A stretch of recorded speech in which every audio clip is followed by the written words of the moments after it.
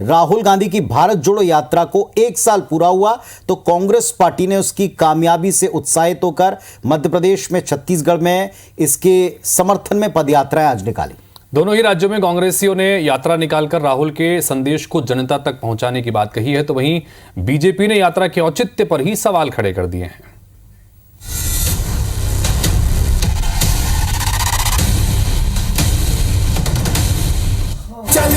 चली भारत जोड़ो यात्रा चली। 7 सितंबर 2022 तमिलनाडु। 1 साल पहले ठीक आज के दिन राहुल गांधी ने तमिलनाडु के कन्याकुमारी से भारत जोड़ो यात्रा की शुरुआत की थी।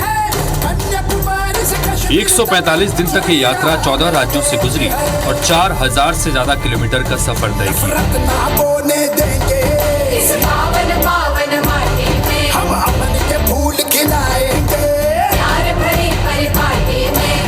भारत जोड़ो यात्रा की पहली वर्षगांठ पर राहुल गांधी ने ट्वीट कर कहा, भारत जोड़ो यात्रा के एकता और मोहब्बत की ओर करोड़ों कदम देश के बेहतर कल की बुनियाद बने हैं। यात्रा जारी है, नफरत मिटने तक, भारत जुड़ने तक, ये वादा है मेरा।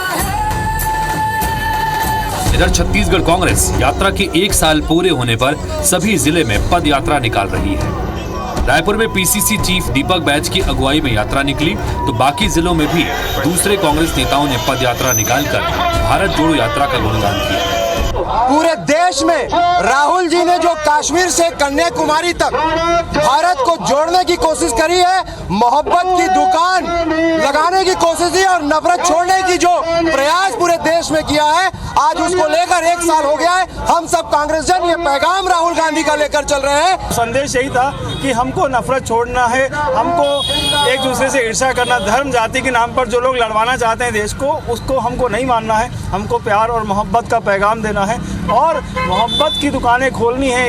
आदरणीय राहुल गांधी जी ने 4000 किलोमीटर की पदयात्रा शुरू की और पूर्ण हुई।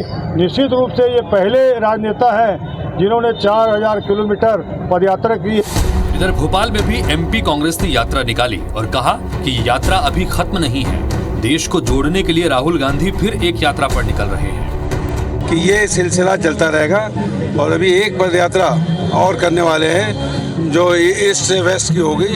तो ये आज ये रुके नहीं है, डरे नहीं है, ये सब चलता रहेगा।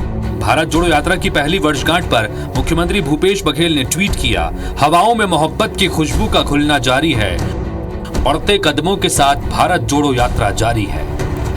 #भारत जोड़ो यात्रा कंटिन्यूज। एक और कांग्रेस यात्रा की वर्षगांठ को सेलिब्रेट कर रही है, तो दूसरी तरफ बीजेपी ने इसके औचित्य पर ही सवाल उठाया, तो बीजेपी कांग्रेस में जुबानी जंग शुरू हो गई। ये देश को तोड़ने का काम कर रहे हैं, जोड़ने का काम नहीं कर रहे हैं। इस भारत जोड़ो को क्या इन्होंने किया वो तो आपके सामने में है। वो तो केवल दिखाने के लिए और बताने के लिए जो बात कही जाती है उससे कुछ होता नहीं है। यानी राहुल गांधी जी भारत जोड़ो यात्रा को छत्तीसगढ़ क्यों नहीं ला पाए? क्या वो छत्तीसगढ़ को भारत का अंग नहीं मानते? क्या वो छत्तीसगढ़ को केवल एटीएम मानते हैं? तो देश की हालात खराब है और प्रधानमंत्री जी उसको ध्यान दे नहीं रहे हैं। लेकिन भारत जोड़ो यात्रा के माध्यम से हमारे नेता माननीय राहुल गांधी जी कन्याकुमारी से लेकर कश्मीर तक पैदल यात्रा जाके प्रेम और सद्भावना का संदेश दिए। इसी का नतीजा है हम हरियाणा चुनाव भी जीते और कर्नाटक चुनाव भी जीते। आने वाला समय में हम छत्तीसगढ़ भी जीतेंगे, मध्य प्रदेश भी जीतेंगे, राजस्थान जीतेंगे, तेलंगाना भी जीतेंगे। करीब 2 महीने बाद एमपी छत्तीसगढ़ में चुनाव होने हैं। उससे पहले कांग्रेस का दावा है कि जीत हो रही है। छत्तीसगढ़ में भी उसका असर दिखेगा। यात्रा की एनिवर्सरी पर कांग्रेस नेता पैदल यात्रा निकालकर चुनाव से पहले माहौल बनाने में जुटे हैं, तो बीजेपी उस पर जुबानी तीर चला रही है। पदयात्रा के बहाने शुरू हुई पॉलिटिक्स का छत्तीसगढ़ की सियासत में कितना असर होगा, ये बड़ा सवाल है। सौरभ सिंह परिहार, IBC 24, रायपुर। तो सियासी समय चल रहा है, चुनावी समय, और चुनावी समय में सियासी यात्राओं का दौर भी लगातार जारी है और इसका कितना असर होगा ये जनता तय करेगी।